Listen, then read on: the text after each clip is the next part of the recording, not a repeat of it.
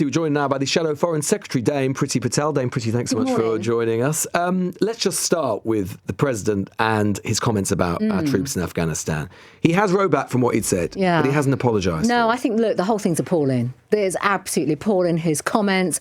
And even for the President of, the United States, our great ally, to even get himself into this situation is terrible. Because look at the history, 2001, Article 5 being triggered, that was for our shared collective security, NATO allies coming together. And look, I represent a beautiful constituency called Whittam. We have the Paras, 16th Air Assault Brigade up the road from us. They did several tours of duty in Afghanistan. So Iraq, Afghanistan, all these major conflicts. And just to be so disrespectful and dishonouring our service personnel is completely unacceptable. And I know he put out a comment last night, which was right of him to do so.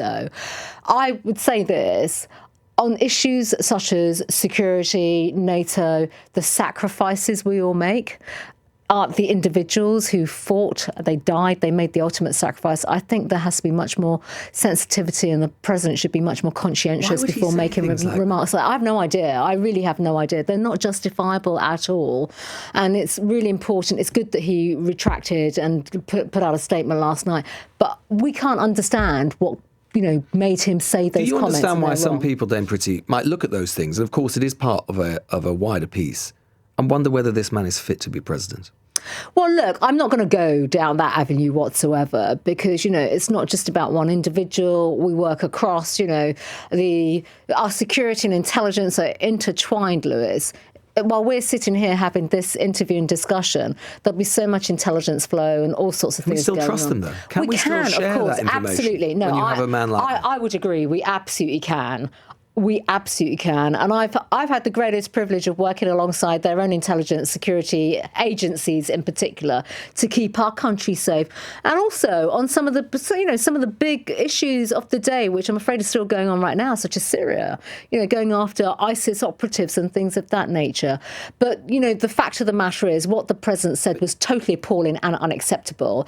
And I would hope that there's a lesson out of all of this for him and perhaps his advisors, that they just think very seriously and conscientiously before making remarks, not just of this nature, but about other countries. Because it would be breaking the habit of a lifetime. Well, that's, we. But the important thing is that we stand up and call this out. Well, indeed. I remember, when President Trump was elected for the second time, many figures in British politics, especially on the right, welcomed his election, because they said it would be a good thing for our country and it would be a good thing for the West. Since then, he has threatened to invade Greenland. He's undermined the NATO alliance. He's cozied up to President Putin. He's attacked President Zelensky. He said the rules-based order is out of the window. And he said, or his vice president said, that the biggest threat to the West wasn't Vladimir Putin, but it was freedom of speech issues in countries including in countries like the UK. He's now insulted our brave soldiers and veterans in Afghanistan. Do you still think that it was a good thing he was elected? Well, he is. He has a democratic mandate and he is President of the United States. But people told us we'd be stronger because I think, look, because we are in such a contested world, we are absolutely stronger together. And what I would say about President Trump, and to his credit, he did it in the first term, his first presidency. I was actually in government, in the UK government at the time, and he's done it again. He's made NATO look at itself and effectively say, step up, put your resources in. And completely undermined it. Well, that's a separate issue because, quite frankly, on making us war ready, making sure that we've got ready the right for what? Being invaded by them? Not at all. No, we know who our adversaries are: Russia, China. Iran. These threats are absolutely everywhere, and then it's the US who's been threatening to invade us. They're not novel at all. No, America is not going to do that. But the reality is, there's been a lot of work, and he's led that in terms of NATO pulling together. Do you think that NATO is stronger today than it was under President Biden?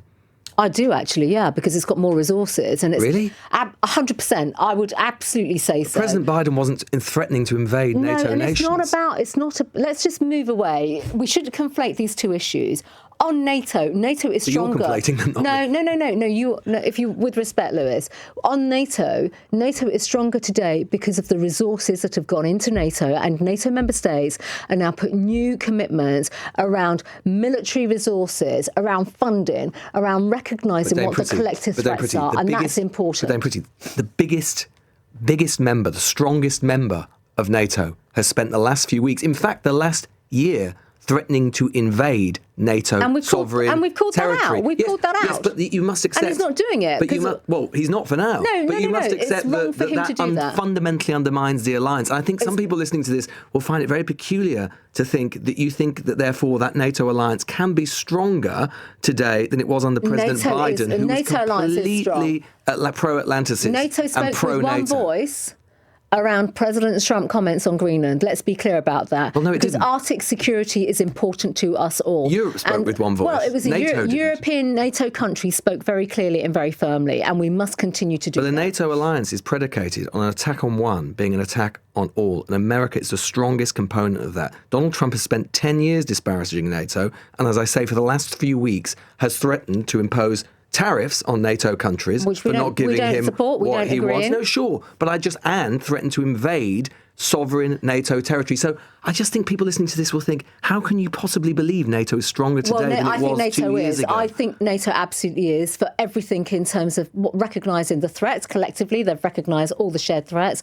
and the resources that we are putting in. And my final comment, is we can all get caught up in just sort of being disparaging about, what Trump has had to say in recent days and recent weeks is wrong. And we've all called that out. They need to now think very carefully about respect for, NATO countries, sovereignty, the sovereign rights of our countries, in the same way in which America wants to be a sovereign, independent country. Sure. It cuts both ways. Absolutely. And that's why we need strong leaders in NATO, a strong leader in our country as well. And I don't think Keir Starmer's particularly strong, which you all recognise and understand as to why. And it's right that we call President Trump out for all these things that he has been saying, which are quite frankly wrong. You were a fierce advocate, of course, of Brexit. How's global Britain looking right now? Well, if you go around the world, in particular on free trade, it is incredibly strong. It's contested because of the world of tariffs, but Britain is able to go out there independently and stand much taller and talk about the trade arrangements, which, to be quite frank, Keir Starmer is benefiting from. Countries such as India, for example, and even America. Well, there's no trade deal with America. Well, no, they're putting tariffs on us. But just on this, I come back to Britain being an independent sovereign country. We need to do much more in terms of recognising the benefits of Brexit and exercising our sovereign rights to make sure that we go out there and do things that benefit our country when it comes to economic trade. Would it not be better, Dame Priti, to actually recognise that the world has changed a lot since 2016? And in fact, there will be people who argue that the advocates of Brexit, such as yourself, ought to show more contrition and to apologise for taking us into a world where we are now entirely isolated. We cannot rely on the United States. We've got a Russian aggressor on our doorstep.